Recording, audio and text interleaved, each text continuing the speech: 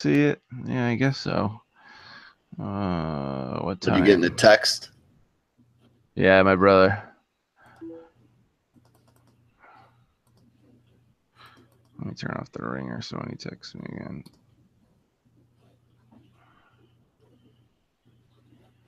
I'm gonna go see It tonight. How long is it? What, It? Yeah, because isn't Um, the main movie the old one like 4 hours or something like that? yeah. They're splitting it up into two movies. The first one's gonna be 2 hours and 15 minutes. Shit.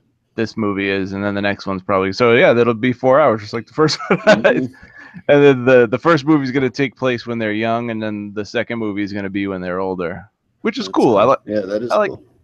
in the original one they went back and forth all the time, and I'm like, this is kind of cooler. I like that. Yeah. All right. And you get the Okay. Cool. suspense. Let's do it. Venomverse. All right. How we doing, guys? Welcome to this week's edition of the Marvel Minute. This is going to be for Venomverse #1, and none of the edge of stuff. All that's done with. This is the legit and real Venomverse series. So we're talking main story here. And this beat out Guardians #9 and I don't know, Astonishing. Did I put Astonishing up there? Possibly. Maybe we'll go with that. But it Okay. edged out Guardians by like one or two votes. So this is what we're discussing here today, and I'm Oh, along with Vader. My Vader. I knew I was putting another Star Wars one up there. We get a lot more votes in the poll when there's Star Wars comics in there. I've true. noticed. Yeah, all those Star Wars fans. Andrew spreads it around, so shout out to him. I didn't think I introduced you yet. Trevitt is, of course, along with me here. We're discussing Venomverse 1, and writer Cullen Bunn is on duties here with art team of Ivan Coelho and Matt Yackey. I don't know if I really are. Those are names I'm familiar with, but I'd like to see them again. I like this art. I know Um, Coelho or Colo, whatever. yeah. I know him from Deadpool and Mercs for Money. Oh, okay. Yeah, I like the art in that book too when that was going Yeah, on. I that read the was really first good. series. I didn't read when they renumbered it again back to one. Um, but this is a big variant cover issue, so there's a bunch of different variant covers out there. One of them is the Todd McFarlane. So did a quick research on that cover before we got started. It's like going for eBay anywhere between like $100 and $1,000. So good luck to that person trying for 1,000. But yeah, that's a 1 in 1,000 cover. So retailers had to jump through hoops to get it. There's probably not many out there in the wild. But he did one for Edge of Venomverse too. I always find it weird when he comes back and does random covers. Who, Bradshaw? No, McFarlane. Oh, McFarlane. Okay. Yeah, yeah. You got a But McFarlane variant? no, I didn't get it. Oh, That's what I'm saying. Like I just looked it up on eBay. I was curious because I just assumed when it wasn't just on the regular listing on the preview site that yeah. it was some super rare, super rare variant because it's not just like a cover you can order regular. I I blanked out for a minute. I was arguing with my brother over fucking IMAX. I'm like, it is not worth the price of Yeah, IMAX. no, you I'm don't need to sorry. see that in IMAX. I No. agree with you. That's like for Star Wars or Marvel movies only. That's what I Yeah, go see IMAX exactly. for. That's Yeah. that's the exact point I made. Yeah. Yeah, it's not for horror movies. I don't need to see someone's head chopped in half in IMAX. No, no. Uh, but anyway, we're gonna get into our blurb here about Venomverse, and then spit the bit about the book and send Trevitt off to go see it. One event ends and another event starts. It's the new Marvel way, or more accurately, one event begins in the middle of another event and gets lost in the shuffle, kind of like Generations and Venomverse here. So I guess we almost have to choose to accept it at this point. After the beatdown on our comic senses, that was Secret Empire. In all honesty, I wasn't looking forward to dealing with this book this week. However, I was wholeheartedly surprised when halfway through the issue, I found myself treated to something a little lighter in tone and a whole lot more fun than I ever expected. So let's discuss The Ugly Brother and sort of sequel to Spider-Verse that is Venomverse #1, now that all that edge of nonsense is done and out of the way. So I don't know personally, but I don't know if you did. I didn't really enjoy any of the Edge of books, which kind of killed like some of my interest for this event. You know what I'm saying? Yeah, it did the same for me. I read, I think, two of them, and the first one turned me off, and I only read the Yeah. second one because I had to. So, Yeah. I'm kind of in that, but I read the first one. I read the Gwenpool one because I'm like, well, this might be interesting. I'm a Gwenpool supporter, but yeah, I couldn't get into any of the other ones after that because I kind of knew what was coming. Kind of like Generations, you know. I'm having a hard time, even like downloading or reading those books because I'm just like, I don't care, you know. yeah. But anyway, this again kind of took us by surprise because this issue begins with our beloved Eddie Brock on Earth Prime, just the regular universe here, chasing down the world famous Jack-O-Lantern. Isn't this the dude that was killed in the original Civil War by Punisher? Uh, the original. Oh wow, I read that so long ago, I I can't even know. I'm remember. pretty sure Punisher blew this dude's brains out in Civil War, but I remember him popping back up in what was it? Fucking I can't remember the name of the last Spider-Man event right Clone now. Conspiracy. Yes, Yeah, yeah, yeah, yeah. Clone Conspiracy. So He was. maybe You know that's what? why he's back. He was one of the clones. He was one of Yeah, the I clones. thought Yep, so too. that makes sense. So he must have caught the signal. He's floating around New York City or wherever Eddie Brock likes to call home at this moment in time. And he's, of course, being chased down by Eddie Brock because I don't know if anybody's been reading the regular Venom series or not, but Eddie's back in the Venom suits. No more Flash. And he's really trying to kind of be a hero, you know, more hero than anti-hero at this point, I would say. Especially the last couple arcs, like he saved the city the one point after chasing down Stegron and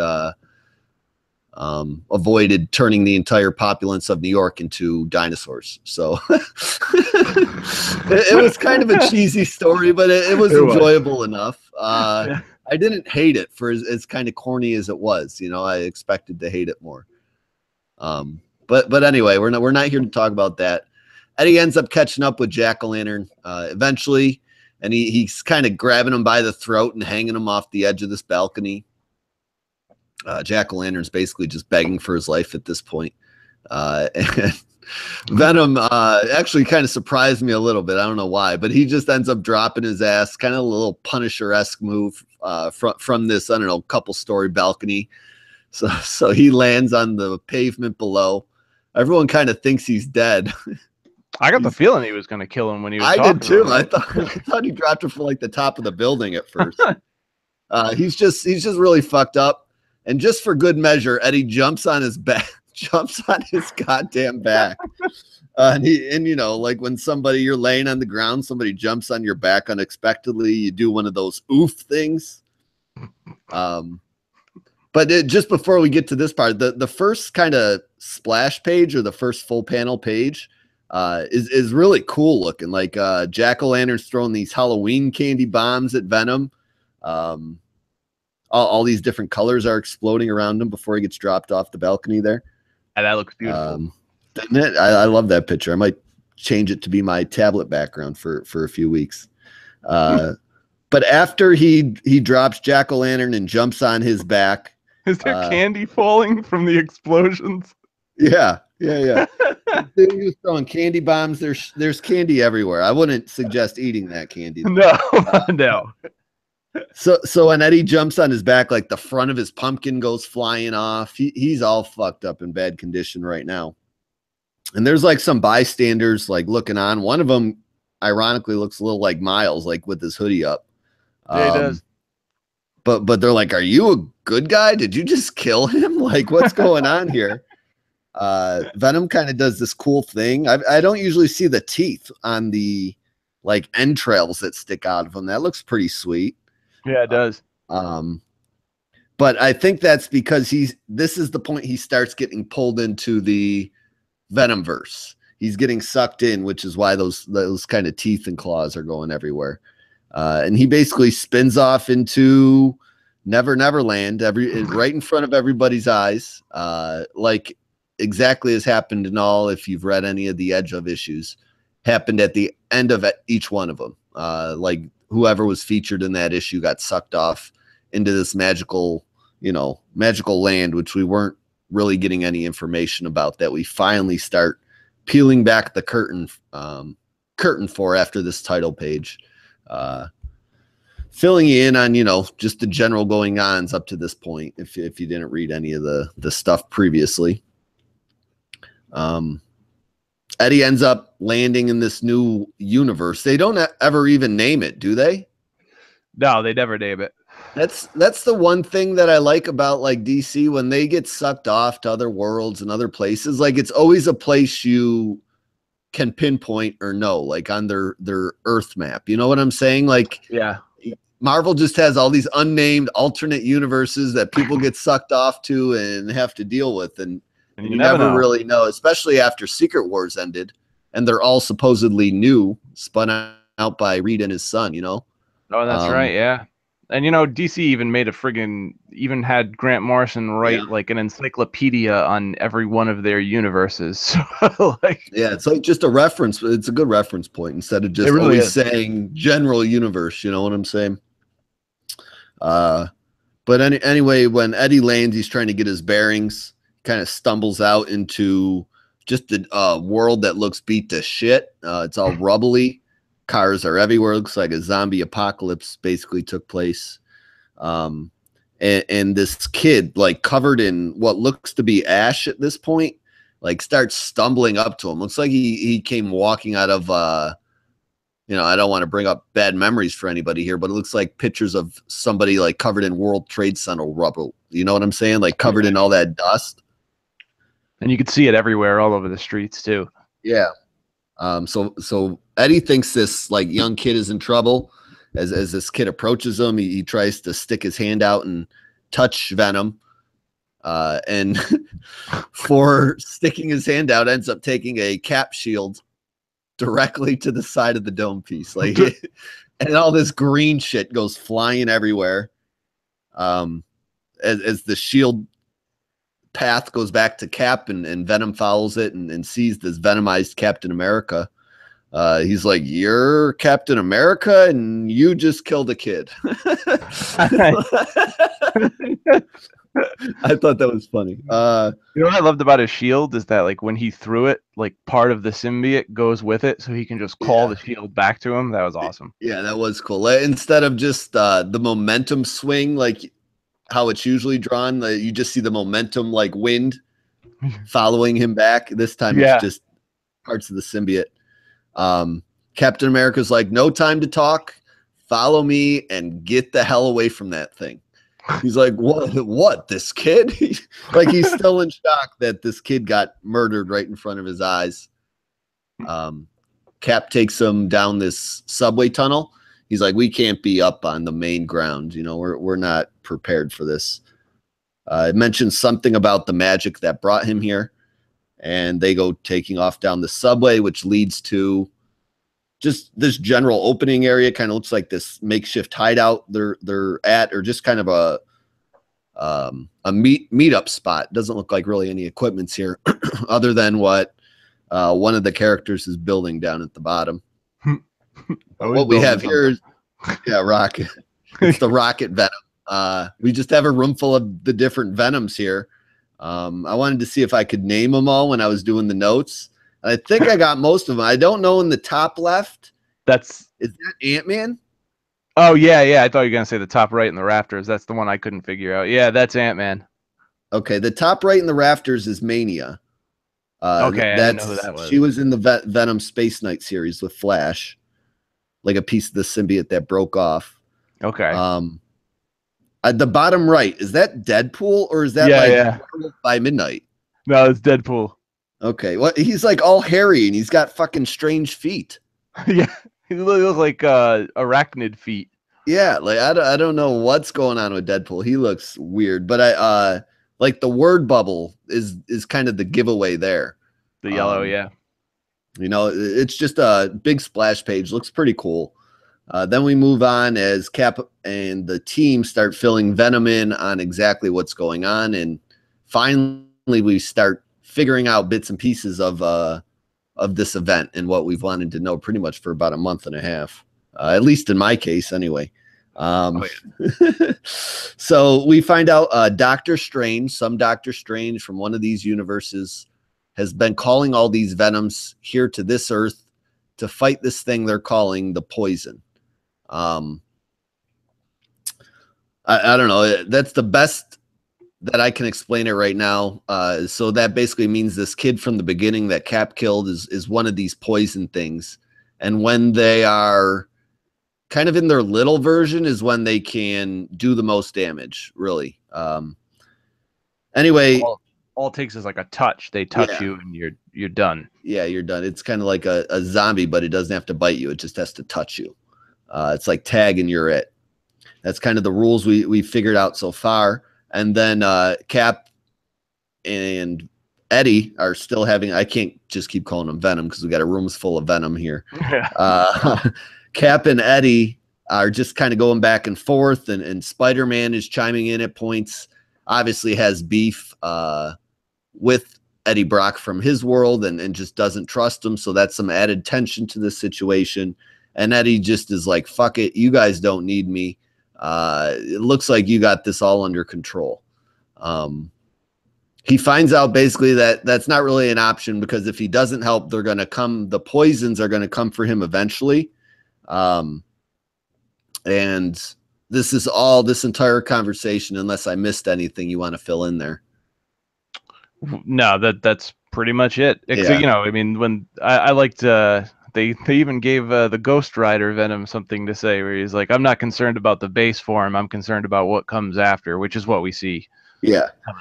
Yeah, everybody kind of gets a few lines, just kind of featuring the different characters in case you missed them on the splash page, you know. And Spider-Man and Venom's beef is kind of interrupted by Spider-Man's spider sense going off. Spider-Man is like that one of them has followed you, and that's when we get really introduced to what happens when these little guys touch you.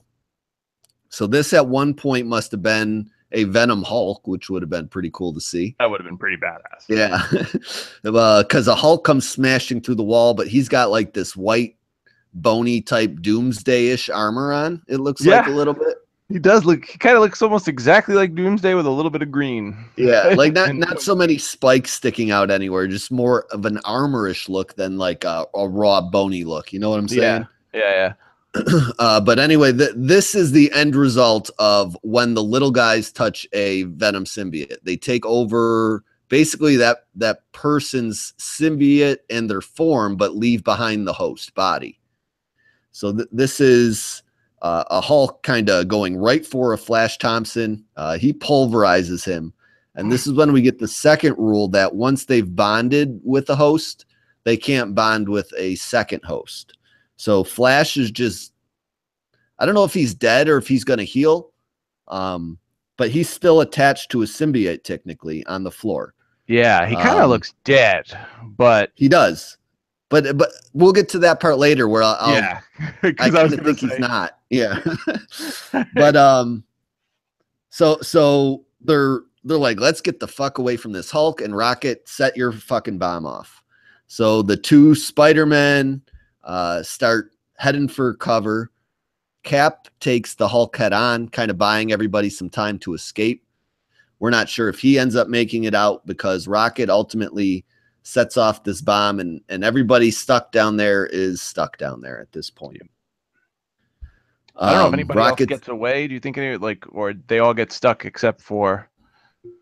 I think the only people that didn't get free are possibly Cap and Flash. Yeah. I think everybody else kind of made it out, from what I understood anyway. Because it's not super clear. They start really focusing on Peter and Venom as they escape. And they hit the surface. They continue to kind of have beef with one another a little bit, which distracts them. And Peter ends up spotting kind of one of those little children from before, but in its pure form, not in its trickster type, because it's kind of got powers like Mystique, like it can transform into things to fool you into touching it. Well, it's a psychic shield, so it makes you believe you're seeing like something close to you. That's why when in the beginning when Captain America says "Let's go" and he asks Eddie, he's like, did that look like anybody you know? You know what I mean? And we don't find out Mhm. till later why he asked him that question, but he was like, does that look like someone who's means something to you? Yeah. But he never I think answered. I think it was just a general kid to like Yeah, to distract him. You know, I don't think it was because anybody close to Eddie. like Eddie says to him that I don't have anything that means anything to me. He says, Yeah, yeah. He's like, I don't give a fuck about anybody but myself.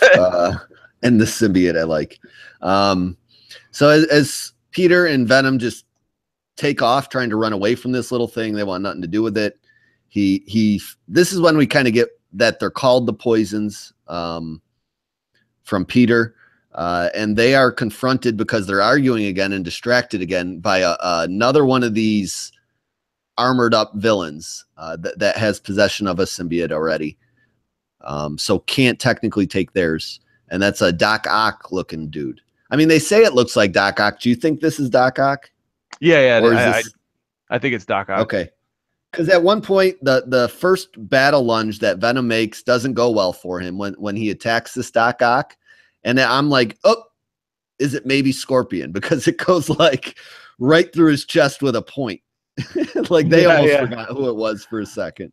I thought it was the clothes because you know how he's always wearing that like green onesie. Yeah, but Scorpion's green too. I mean, Yeah, but yeah, but his it is does more look of an more armor. Doc Ockish, and like he's got the octopus head with the venom entrails all coming off of him. It looks pretty He crazy. looks crazy as hell. Yeah. But yeah, so Venom lunges at this Doc Ock, and he gets stabbed right through the. I mean, clean through the chest. And through the back.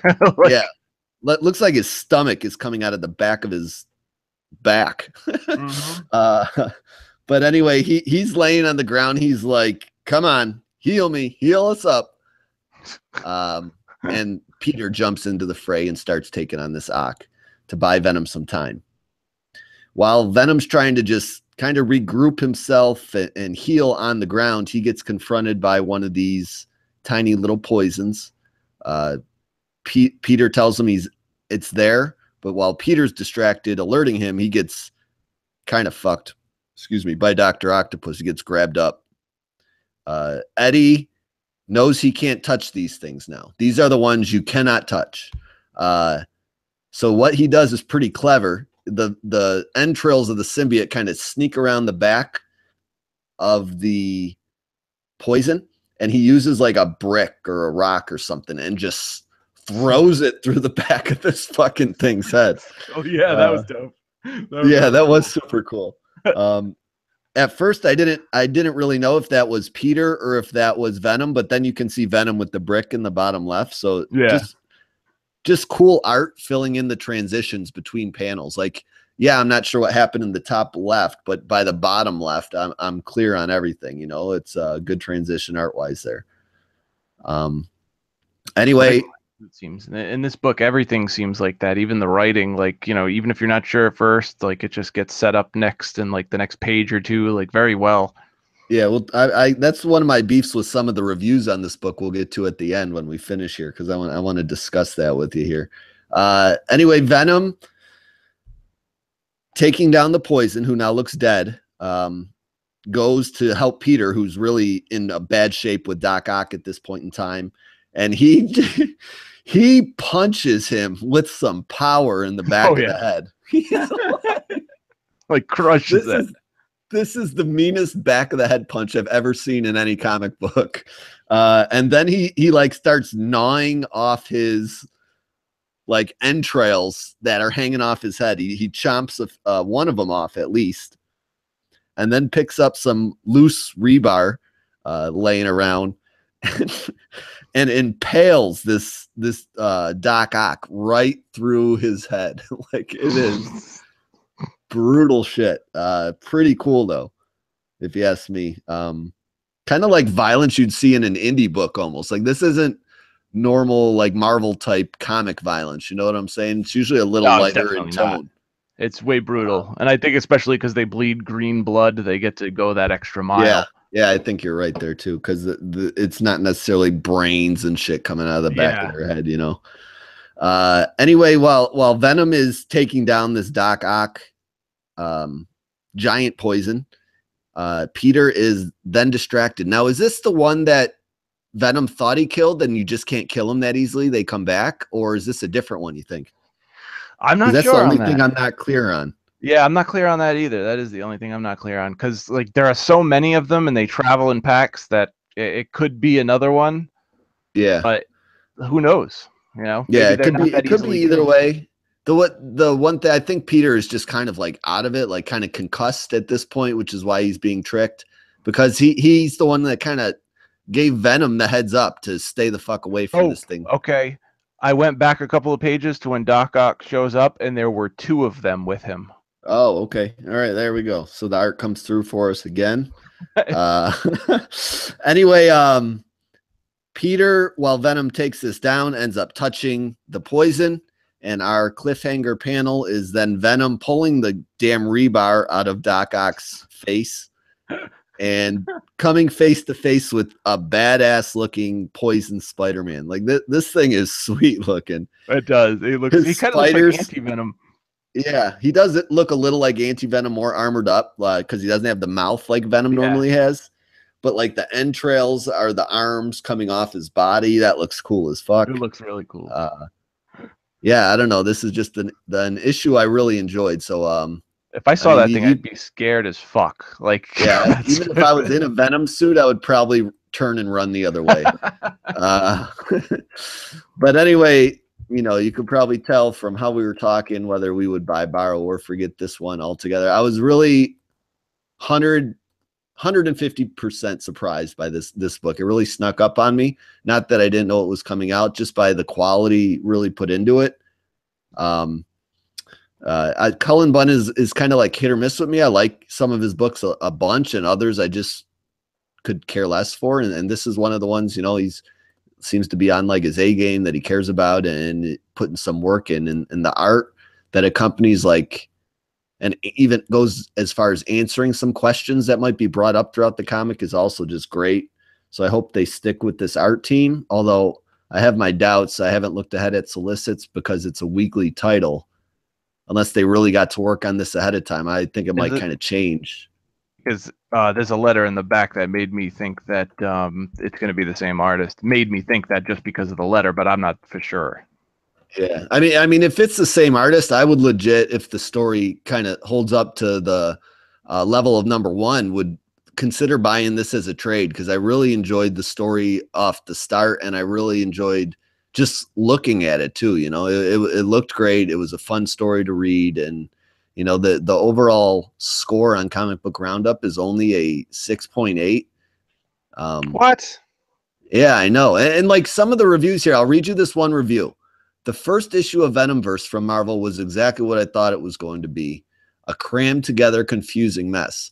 That might be the most wrong review in one sentence I've ever read in my life. Like, it was not confusing at all. It answered every question you had going into the book. Like, who the bad guy is, what their powers are, what they do, how they can kill you and how they can't. You know, like, I have no questions. Yeah, it was all set up so well. Like, all the rules were set up. Everything was answered either in the art or the writing. Whoever wrote that review just wasn't paying attention. So Court of Nerds is fake news. Don't read their reviews. Yeah, screw them. Screw them. Yeah, but I really liked it. You got anything else, Dad? It was a full-hearted buy for me. One of the most genuine buys I've given in a while for Marvel Minute, I would think. I was just rereading the letter in the back of the issue, and the guy's like, what does he say? Considering the gravity, blah, blah, blah, but a comic is nothing without its illustrator, and we found one of the best for this story, Iben Kolo, whatever it is. And so that made me think that he's going to be on the rest of the issues. And they said they were working on this for 6 months. He says nearly 6 months in the making. So I'm thinking maybe they worked on it and it's coming out. Valiant does that. Like, they put like a whole arc in the can. Listed. Okay, I just looked it up. He's at least listed on #2, so he'll be on 2 at least. All right, that's awesome, because he, you know, he hasn't been doing anything since the Mercs for Money. So if he's been working on this since then, I feel like that would be pretty awesome. If like you get a weekly book with this quality of art and this quality of writing, like Yeah, that's he did a lot of Batman Beyond stuff from his comic book roundup page, kind of the 2.0 stuff and Batman Beyond Universe stuff, Justice League 2.0 Beyond.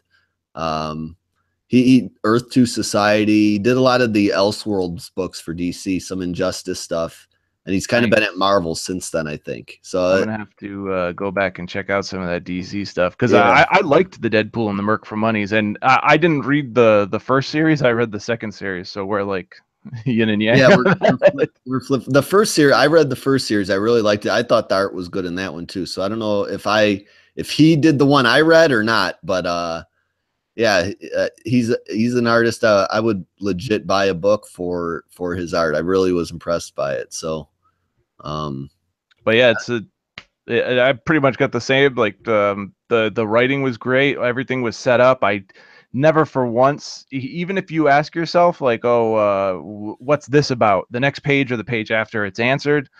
Even the cover is beautiful. The Nick Bradshaw covers, like yeah, it's genuine buy for me. I loved this. I was texting you while I was reading it. I was like, this is really fucking good. yeah, I know. I had low expectations because of the Edge of Venomverse. I did not like at all, but this is great. Yeah. This is a total reversal from the quality of the Edge of Venomverse books. And Colin Bunn wasn't writing. He might have done one of them. I don't know. He wasn't on that entire series though. That went back and forth to different writers and stuff. So he's going to be the writer, and we got a good art team, and it looks hopefully we'll hold the quality and keep our attention. We'll check back in on it, throw it up on the poll for you guys. But if you're looking for a little more Marvel talk, we got even some more Venomverse coming in, Marvel Madness this week with the War Stories book, and Guardians and Royals we're discussing. So you can find us on the Marvel Madness Comics podcast there, or on our Twitter pages. I'm at bmer3660. Trevitt, where are you at, man? I am at Aphronatics.